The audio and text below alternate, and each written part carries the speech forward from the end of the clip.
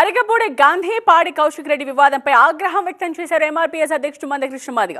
ఇద్దరు ఎమ్మెల్యేలు ప్రవర్తన తీరు, వాడిన భాషను చూస్తూ ఉంటే సమాజమే సిగ్గుపడేలా ఉందన్నారు. ఇద్దరిపై స్పీకర్ వెంటనే చర్యలు తీసుకోవాలని మందకృష్ణ మాదిగ డిమాండ్ చేశారు.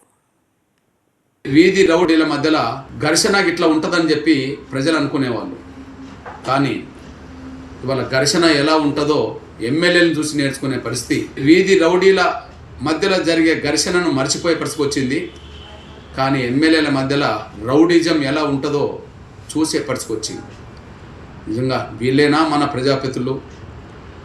వీరి ప్రవర్తన, వీళ్ళ మాటలు ప్రజలకు ఏం సంకేతం పంపినట్టు?